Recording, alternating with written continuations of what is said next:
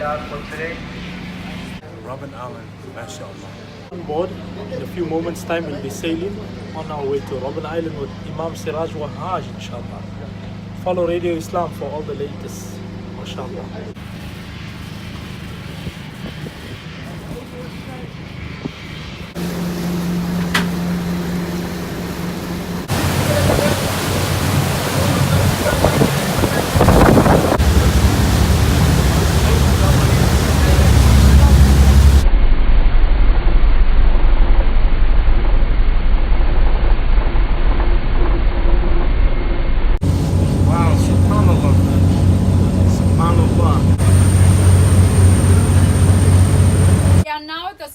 Prison of the island, which was for Mr. Robert Mangaliso Sobukwe. Mr. Robert Mangaliso Sobukwe, he was a PAC leader, a founding leader of PAC. Because in those days, a black person was 16 years and older to carry a dombas everywhere they went. Dom in Afrikaans means stupid. A dombas is like an eye to a passport. It was a stupid pass. You had to carry it everywhere you went. If ever you are caught without your dombas, you'll be charged 60 rand. So if you are caught without your dombas, you don't have the 60 rand to pay. You'll be imprisoned for 6 months. So Mr. Sobukwe was against the Dombas Act, or the Parcel Act against black South Africans.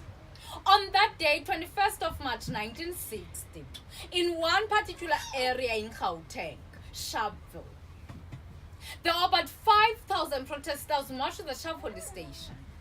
The police felt overwhelmed with the number of people that came, so they started shooting. 69 people were killed. About 108 were wounded. So on the 21st of March in South Africa, we celebrate the Human Rights Day, or the Sharp Massacre.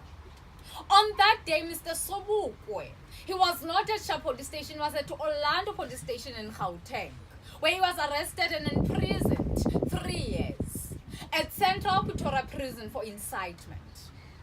Before finishing his 3-year sentence in 1963, the apartheid government sat down in parliament because of Mr. Sobukwe. They feared Mr. Sobukwe. While busy in parliament discussing about Mr. Sobukwe, they came up with a clause, which was known as the Sobukwe clause. On the Sobukwe clause, they sent Mr. Sobukwe here on the island. He was in prison in this house. He was in prison in that house in solitary confinement, alone. The likes of Nelson Mandela, Walter Sisulu, Raymond Hlaba, Andrew Mlangeni, just to name a few. They used to work here at the limestone quarry. There were about 30 to 32 political prisoners. They were told they were working at this quarry for 6 months. But the 6 months turned out to be 13.5 years.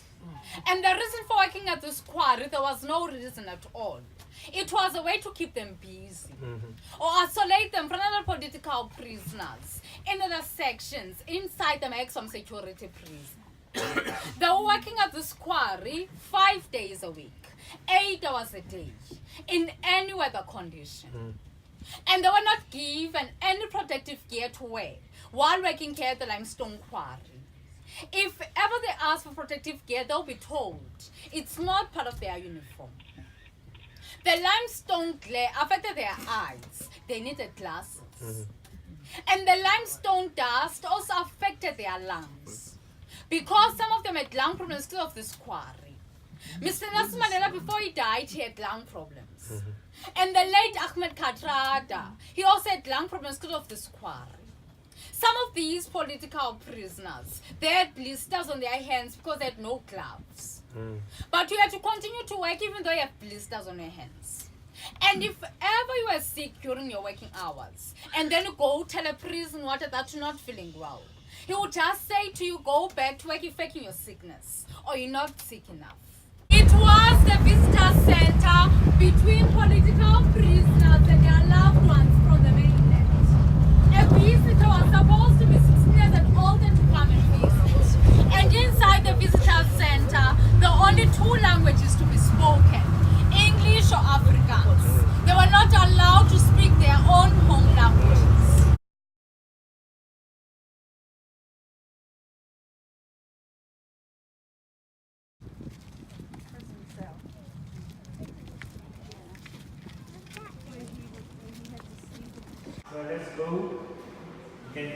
cells.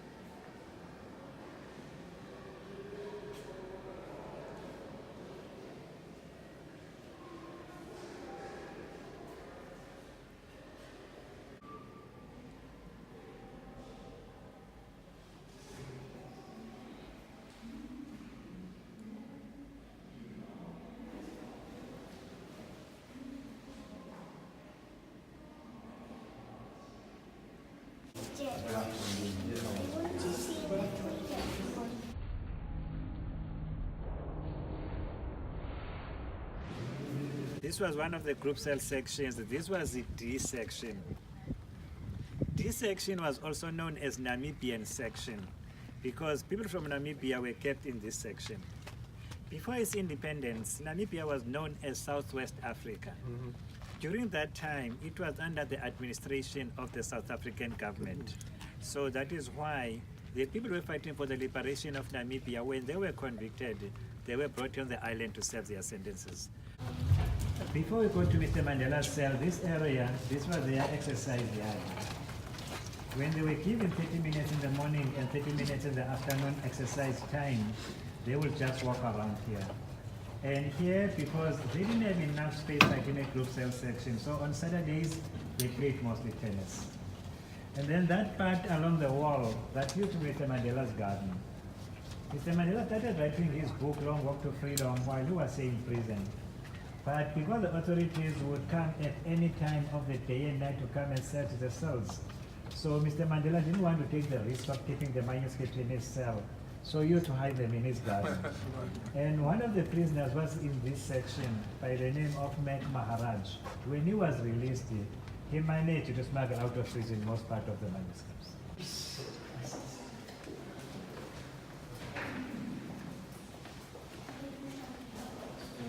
Hey, ladies and gentlemen, Mr. Mandela's cell.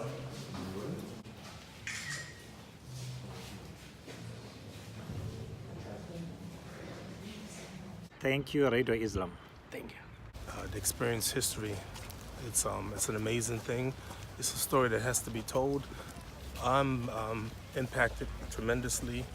Inshallah, I will share the story with the people in America, inshallah, and all wherever I go, inshallah. It's an extraordinary history, and it's a history that should never be forgotten.